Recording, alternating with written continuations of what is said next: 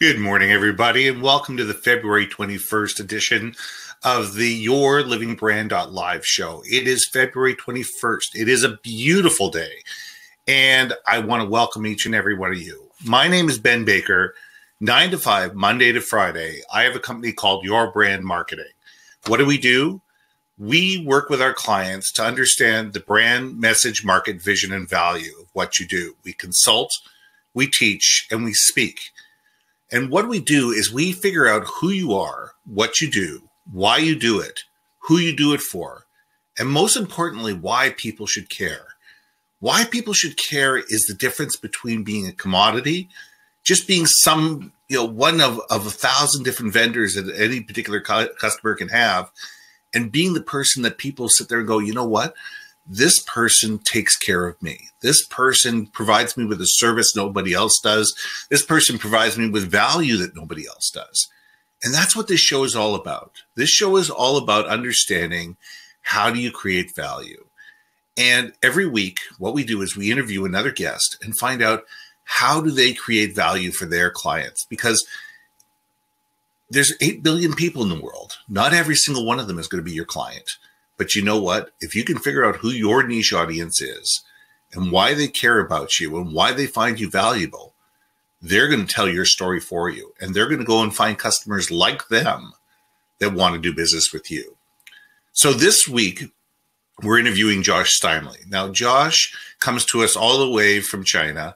He is an amazing individual. He has an international marketing company, and he's an international speaker. But what makes him interesting is the fact that he's literally written hundreds of articles for some of the top magazines and news articles out there.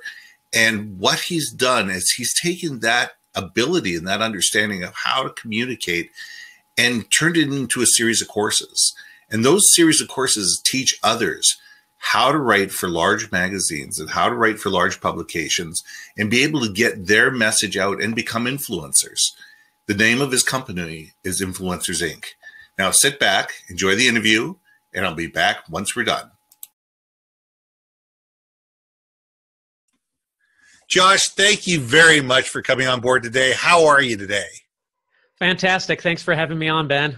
Yeah, well, I have to say good morning in Shenzhen. You know, it's way late in the afternoon for me, and I guess it's, what time is it, about 8 or 9 o'clock in the morning our time? 8:30 here in the morning in Shenzhen. It's bright and sunny, or at least as bright as it can be with a sky full of smog. Well, one of these days I have to come to your part of the world. It's one of the few areas that I actually have not been to is China. And, you know, it's next on my bucket list. It's an amazing place. It's fantastic here. It's growing like crazy. It's a very dynamic environment to be in. So tell me, let's get into the story. Let's get into the story of Josh Steimle. Tell me about, who you are, what you do, why you do it, and who your customers are and how why they find you valuable. I mean, you've got a phenomenal story to tell. You got MWI, you got Influencers Inc. You're doing an incredible amount of travel these days. Love to find out about what you're doing and why you do it. Sure. So I've got these two businesses you mentioned, MWI and Influencer Inc. And MWI is my marketing agency. I started it in 1999 when I was a college student, and I basically failed for about 14 years. And failed forward. I mean, I survived, but it was barely surviving. It was surviving enough to keep me doing it, not surviving enough to make me rich or anything close to it. So instead, I actually ended up with a ton of business debt. But around 2013, and one business story goes into the other. So around 2013, we were on the verge of bankruptcy. We had hired on an account manager who lost all our clients and ruined things really fast. And we were about to go under. And I went to my friend Cheryl Snap Connor, and I was like, can we do some PR? Like, maybe I can get some of those badges on my website. Like, we need help, just anything. And I've never tried PR before. Right. And Cheryl said, you know what you should do is you should write articles for these publications. And I thought, well, I guess I enjoy writing. I didn't think of myself as a writer or anything, but I had a blog and I enjoyed blogging. So I thought, yeah, it sounds like fun. Mm-hmm. And then she introduced me to her editor at Forbes, and I learned about the Forbes contributor process. So I got into Forbes, started getting all sorts of clients left and right. It was growing like crazy. It was incredible. And that saved my business, and then it grew my business like crazy. Over the past 5 years, we've generated about $5 million in revenue from the writing that I've done for these publications that we can track back to that writing. And so it's been huge, and it led to a book deal and a TEDx talk and hanging out with Richard Branson on his island. I mean, all sorts of crazy stuff. So then people started coming to me and asking, how did you do this? How did you build your business with this thought leadership stuff and writing and speaking and all this? And can you train me to how to do this? Mm-hmm. And at first I would answer questions and say, yeah, I can give you some tips.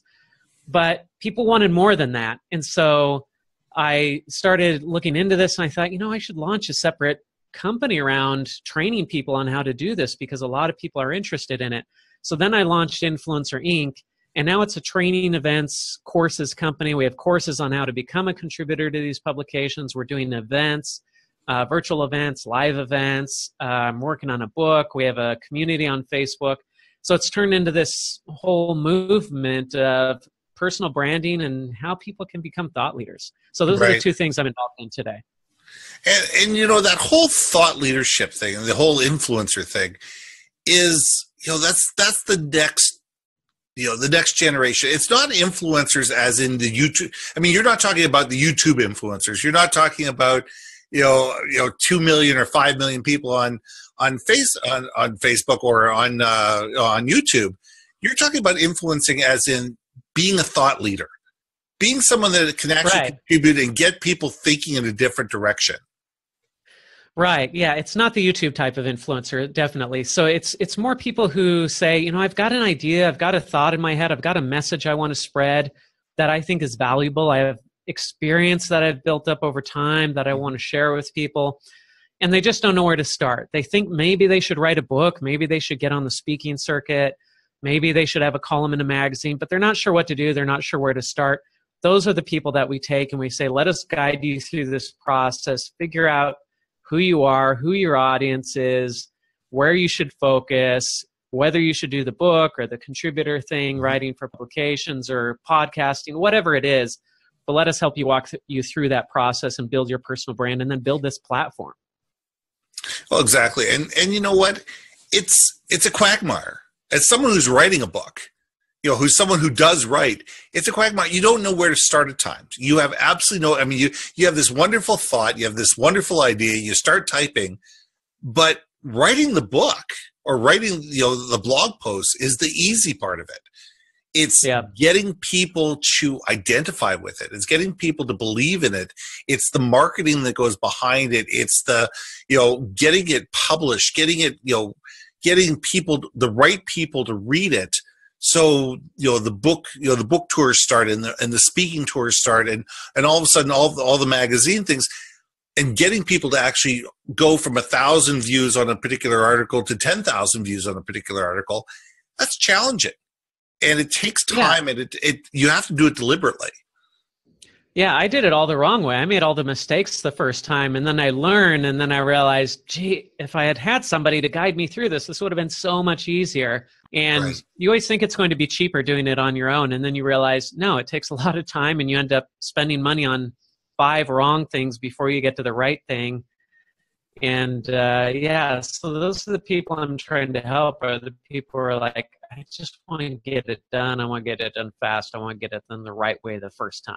Right. Because, you can muddle through pretty much anything, but it takes time and it takes effort, and you're probably going to fail the first time. So to have somebody that can sit there and take you by the hand and say, look, I've been in this hole, I know the way out, is huge. Mm-hmm. It's having that people that you can sit there and say, well, what do you think about this? Or, could you help me with this? Or can you take a look at this and let me know what you think? Those are valuable things. Yeah, there's just all these little things that you just don't know about, and you don't even know the right questions to ask sometimes. So, for example, when I'm helping people get into contributor positions at these publications like Forbes and Inc. and Entrepreneur and such, one of the things I tell people is, don't pitch multiple publications at once, because if you send the same article into multiple publications, then what if 2 of them publish that article? Now you've got a real problem, and you could burn your bridges with both of these editors. Right. This is just the type of thing that you just don't think about until you get into it. And then it seems like common sense once somebody tells you, but before somebody tells you, it just doesn't even pass through your mind.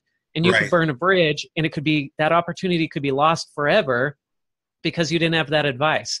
And so having somebody who's there, who's been through it, who can say, go here, do this, talk to this person, you can take 2 months of trial and error and condense it down into 10 seconds of advice. Right. And that's enormous time savings for people. And so that's what people really want, is they want that coaching, that mentoring to say, yeah, just tell me how to do this the right way the first time and not mess up and not embarrass myself. I did all that for you. Well, and that's good to have somebody who's done that. It has, I mean, there's so many coaches out there. There's so many people that their business failed and they went, oh, I'm going to become a coach. Someone who says, well, I can teach you how to do something, who's never done it before. But if you can latch yourself onto somebody who's actually been there, who's actually done that, who's actually, made the mistakes and come out the other side and have them show you the right way, you're far better off. Right. And there's a lot to be said for failure, but you want people who have had failure and success, right? Who Absolutely. have done it the right way and made it work. And you want them to have some failure too, because if they don't have failure, they don't know where the limits are. There's something to be said for having a mix of both in your experience. Mm-hmm. No, and that's true. I mean, when it comes to your experience, I mean, you've written for multiple, you've written for Forbes, you've written for Entrepreneur Inc., I believe as well. Do you write differently for different publications?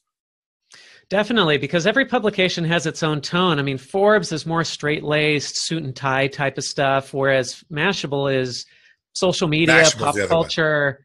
It's all in TechCrunch is, techie stuff. Mm-hmm. So every publication has its own personality, its own tone, its own voice. And you have to write for that tone and for that voice. You can't take one article and say, well, I'm going to publish this article or I'm going to pitch this to 3 publications. It needs to be customized for each one. Now, sometimes I'll have an article and it gets rejected by one publication. Before I take that to another one, I rewrite it to make sure it's in the right voice or the right tone and it's going to the right audience, or that it matches the audience. Yeah, and I think that's the big thing that people don't understand is that before you can start writing, you have to understand who your audience is. You have to understand who are you writing for and what are the type of things they're looking for in terms of the publication. Because if you write, as you said, Mashable, you may write one way, TechCrunch another way, because the people that read them may read both, but they read them for different reasons. And they're looking for different things from the different types of publications. Yeah, and I did not have this figured out when I started writing for Forbes. I did not know who I was. I didn't know who my audience was. I just thought, I know about entrepreneurship. I guess I'll write about entrepreneurship. But there was no connection there to my business or anything I was doing. And it took me about 6 months to figure out, this is fun, but why am I doing this? Right. And then I thought, well, I run a marketing agency. I know a lot about marketing. I'm trying to get marketing clients. Maybe I should be writing about marketing. And once I started writing about marketing and sharing marketing tips for essentially my clients or my potential clients, all of a sudden I started getting all this business coming in because my message aligned with my audience, which aligned with my business.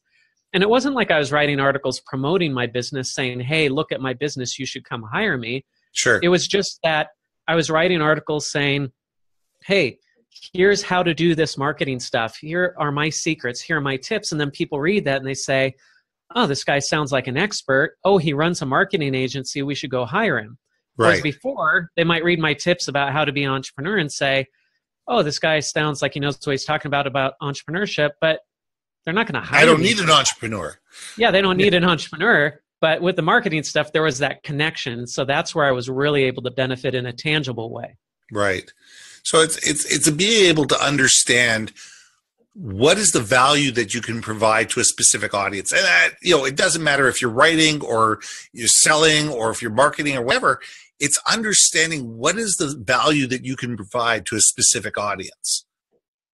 Yeah. And I mean, I was providing value writing about entrepreneurship too, but I wanted to leverage that to grow my business. And that was the wrong message to grow my business. Sure. Now, if I wanted to become a contributor because I'm retiring and I just want to give back and I want to give my advice, then yeah, I could write about entrepreneurship and that would be great. And I'd connect with that audience. But if I'm running a marketing agency and I want to grow a marketing agency, or I'm running some other type of business and I want to grow that business, my message has to align with my audience that's looking for what I do, what I'm selling. Demonstrate your value. Yep. Yeah, it's that demonstrating that particular value. And that's what it's all about.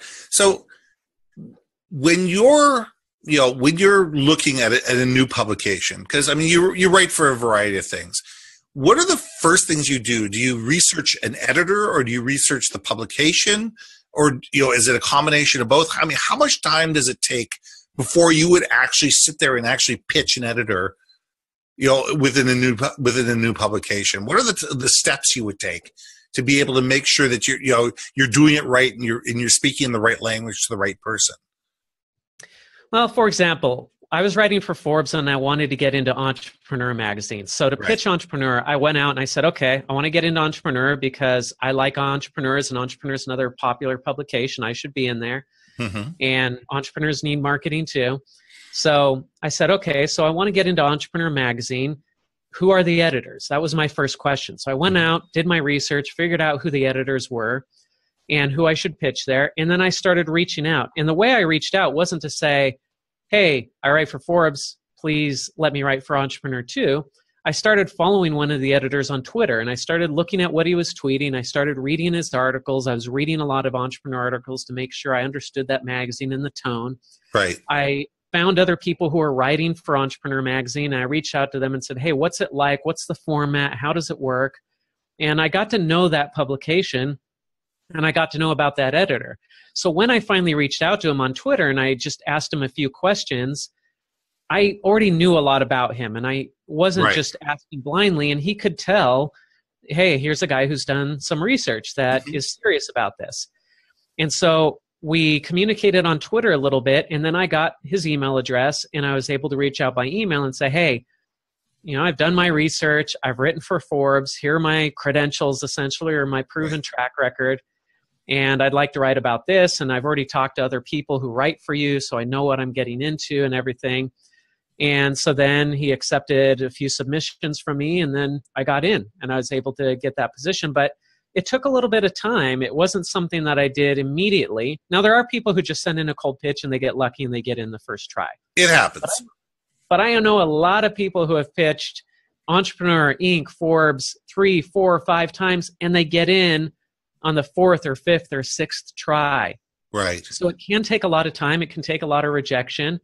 And for me, whenever I get rejected, I just take that as a learning experience and say, okay, what can I learn from this? What did I do wrong? What do I need to do next time? Sometimes it's just timing. Sometimes they're just not looking for anybody, or they're looking for somebody different than who you are. And that's fine. You just wait and you try again in a month or two.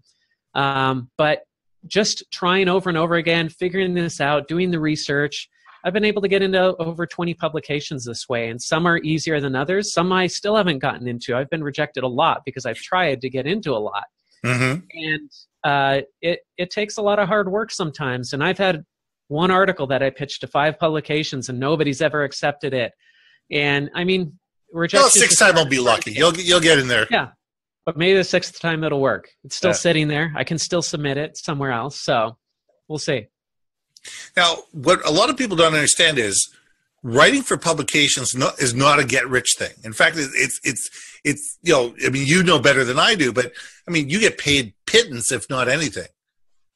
Right. I've only been paid for 2 out of 300 articles that I've written. And the only reason I got paid for those was because they paid me when I didn't ask for it. They just sent me a check, and it's like, well, okay, I'll take free money. I'm not that stupid, but the other publications, most of them don't pay. And even when they do pay, they pay a very little bit. So Inc. sometimes pays some of its writers a little bit based on how many views their articles get. Forbes pays some writers. But for me, it was just easier to say, you know what, I don't want to get paid. I just want to write. I get paid, but I get paid in a roundabout way. I get paid through the exposure, the personal brand building, rather than getting paid directly by the publication. Because once you get paid by the publication, then it becomes a job. It's an obligation. Exactly. And I didn't want that. I wanted the freedom to post when I want to post, what I want to post. And I didn't want that kind of job relationship. I wanted it to be just more freedom. Right. And that's a big thing is to sit there and say, it's a means to an end. Writing for a large publication, or for any publication for that matter, for the most part is a means to an end. It's brand building. It's getting content out there, getting good content out there, getting your name known, getting people to associate you with value and with you being an expert in a certain area. And that's where the business is going to come from, certainly not from writing the articles. Right. Yeah. And I mean, if I were focused on getting paid $50 for an article versus the millions that it's generated for my business, I mean, that would be really short-sighted. And I don't want to lose focus on that. That the reason I'm doing this writing is not to make a couple $100 a month. It's so that I can build something bigger, so that I can spread a message, I can change lives, and build my business in the process. Right. It's influencing your part of the world, and let those people influence other people, and off it goes. As I said, I can't change the world, but I can influence my little piece of it. And hopefully the people that I influence will influence others. And that's, I'm sure you feel the same way. Yeah. And that's the great thing is we are all influencers. We're all thought leaders. We all are experts at something, and we can touch people. We can change lives. And that's the greatest satisfaction that comes to me. I mean, I've been able to make a lot of money off of my writing. I've had amazing experiences. I've got this book, all this stuff. But the biggest satisfaction for me is when somebody comes to me at an event or emails me and says, I read this article and I applied the tips or the advice you were giving, and it changed my career. I got this new job, or it changed my business, or this great thing happened. And that's the moment where I'm like, it's all worth it. Like, I don't care about any of the other stuff. Like, that is the big payoff right there. Oh, absolutely. And that's in the end, that's what's really important. What's really important is that you feel like you've moved the needle, that the work you're doing is of value. And that there's satisfaction in that, and satisfaction in other people going ahead and doing great things because of the stuff that you're helping with.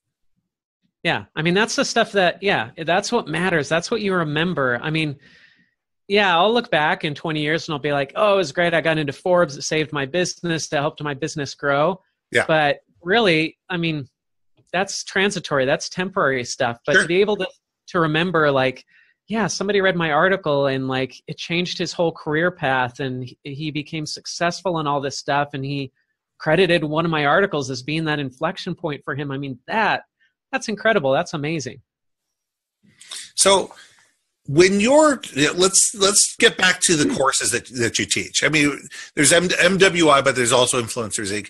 When you're teaching these courses, I mean, there's obviously different levels that you teach at. I mean, there's people that are just absolutely beginners, and I'm sure there's people that are just looking for that, that extra little tweaking edge, and they're already pretty good. They're already, halfway there, but they need that expertise to be able to move, get them over the line.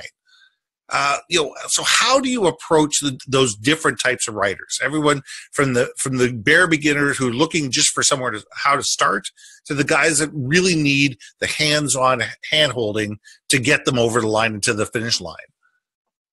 Yeah, so with the course that we have set up to help people become contributors, it's really set up so that people can go through it at their own speed and focus on the parts that they need. So they can look at the course and say, well, I need this part, this part, this part. I don't need these other parts. I'll just skip over that. Right. And we set it up that way on purpose so that it's more of a resource that people can access when they need to access it, rather than something that they have to go through every step in order or something. So that's how our course is set up. And then we also have these add-on coaching services that people can sign up. They can pay a little bit more and they get access to a coach. And we have a Forbes contributor who's one of our coaches, and she coaches people on editing, writing, headlines, everything, gives us hands-on advice for the people who need that additional help. Some people need it, some people don't. So some people will come in and they'll sign up for our course and they'll just do it themselves, and they'll watch the course stuff, and that's all they need. That's great. Other people, like, we work with some people who English is their second language, and writing's just tough for them to get through. They've got the great story in their head. They've got great experience to share, but their technical knowledge of the English language just isn't quite there to be putting articles into Forbes or something. Right. And so they need more help. And so we have resources to give them more help through the coaching, the hands-on coaching that we're giving. So now there are people who come in. We had a guy come through our course, and I think he pitched Forbes like 2 weeks after he started our course, got rejected, took his pitch over to Inc. magazine, and got accepted in like 3 weeks. It was like super fast. Wow. That's like a record. Like that guy came in and it was just like, boom. That guy obviously did not need a lot of help. I mean, he just zoomed through it and got in super fast.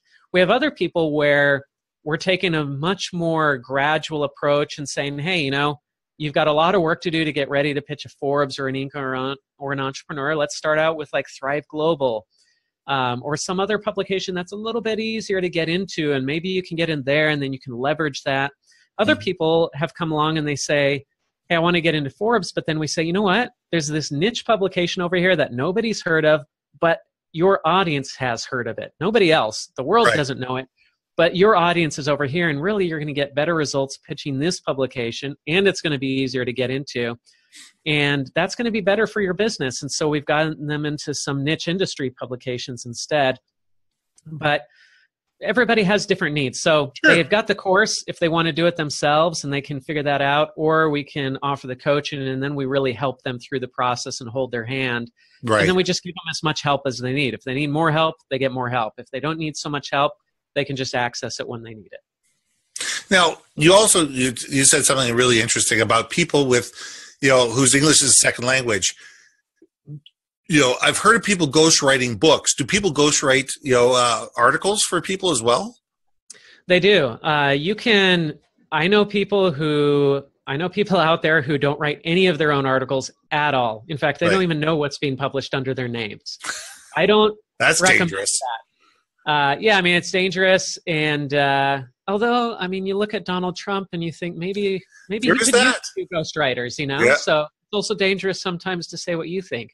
Mm-hmm. So, although it apparently is working for him so far. So, go figure. So anyway, there are people who have ghostwriters. Oftentimes it's executives. So an executive will say, hey, I'm too busy to write, but I want to build my personal brand. Right. And so they want to get a ghostwriter. And we actually offer ghostwriting services too, but I prefer not to even call it ghostwriting services, because it's not like we get in and say, we're going to write all your articles for you. It's more that we say, we are going to help you through this process. We're going to guide you. We're going to give you editing. We're going to give you suggestions. We can help with research. But really, you need to be involved in this process of coming up with ideas, of telling us that the content's right or wrong. So, I mean, we can help out a lot with the process, or you can go hire somebody else, a ghostwriter, to help out with the process. But at some point, you need to be involved in that. Otherwise, it's not really you. And then you're building a false personal brand that is fake. And it just doesn't work out. Yeah, it's not authentic. People will see through it in the long run. Right. So, I mean, take Richard Branson, for example. I'm sure that Richard Branson uses ghostwriters, but probably the way that he does, I mean, he's got all these books, and he's got all sorts of content going out on LinkedIn. He's got 12 million followers on LinkedIn. And so I'm sure that he's got people working for him, but he probably sits down and they interview him, and then they go write the content based on what he said in the interview. Yeah. So that makes it really easy for him. He can just have a phone call, talk for 5 minutes. They ask a bunch of questions, and then they go back and they use that to write the article. That's but it's still his ideas. It's still his ideas. It's still his thoughts. It's still his words. And he probably has a really good ghostwriter who understands him and can match his tone really well. That's probably how his books and his articles and everything get written. But yeah, that's different than just hiring a ghostwriter and saying, yeah, I want to hire somebody to create 40 articles for me. I don't really care what they're about as long as they get my business going. Like, that just doesn't work that well. Right. Yeah, as you said, it's not authentic. So believe it or not, we've been talking for 25 minutes. It's great. I mean, it's amazing how quickly this thing goes. I have one last question for you, and then I'm going to let you go. Because, you got to get on with your day, and, it's the end of the day here. But you know what? I loved having you on the show. The last question I always ask somebody is, when you leave a meeting or you hang up on a phone call and you leave a meeting and you get in your car and you drive away, what's the one thing you want people to think about you when you're not in the room? For me, the biggest thing is integrity. Just the way that I was raised was that you don't lie, you're honest with people, you treat people right. And so, in being in business, if you're an entrepreneur for 20 years, you're going to have experiences where people think that you're dishonest, no matter how good you are at it. It's Yep. just going to happen. Stuff happens, and it's happened to me too. And I hate that more than anything else. I hate for anybody to think that I'm a crook or that I ripped them off or that I'm lying to them or anything like that. And so, if like people can think that I'm a terrible marketer, that's fine. People can think I don't know what I'm talking about when I'm writing. That's fine. Whatever, Yep. that doesn't hurt my feelings so much. But if somebody walks away from a meeting with me and thinks, I think that guy was lying to me, I think that guy's a crook, that's something that I really care about a lot. And so at least I would want people to walk away from a meeting and say, you know what, I don't agree with anything that guy said, but I think he's being honest and he believes it and he's got integrity. That's the main thing that I want to preserve. And I think that's huge. I mean, if we can be authentic, if we can have integrity, if people can believe that the words that come out of our mouth are what we truly believe, whether they believe in it or not believe in it, as long as they understand that we're not out there, we're not trying to lie to them, we're not trying to cheat, we're not trying to be dishonest just to make a sale. Yeah, it's about living a life of integrity. I don't know about you, but it helps me sleep well at night. Yeah. And I mean, say what you will about Donald Trump and what he says and his policies or whatever. Nobody's disputing that he believes what he says. No. And that's probably why he won the election. That's probably the primary reason right there that he won, is because people said, well, at least I know he's not lying. That's right. I mean, and they said, you know what, like him or hate him, you know what? He's going to say what he believes, and he's going to, he's going to stand up for his beliefs. So you got to admire at least that about him. If you don't like his politics, you don't like his politics. But at least you have to admire him for the fact that, you know what, he says what he believes. Yeah, he's got that, if nothing else. Josh, thank you very much for being on the show. Hang on for a second. I'm just going to say goodbye to everybody, and I'll be right back. It was great having Josh on the show today. His point of view is always valued. It's always on point. And you know what? Josh does try to live an authentic life. And, when he's putting stuff out there, when he's creating information, it's always stuff that he believes. And you know what? That's the key, is to say what you believe and do what you believe is right. And you know what? If you do that, people will be drawn to that. And that's a great message that came out of the talk. Once again, my name is Ben Baker. My company is Your Brand Marketing. We speak, we consult, and we teach on brand, message, market, vision, and value. Our job is to help you figure out who you are, what you do, why you do it, who you do it for, and most important, why people should care. Come talk to us. Now, we hope to see you every Wednesday at 10 o'clock in the morning on Pacific on the YourLIVINGBrand.live show. Have a great day, and see you next week.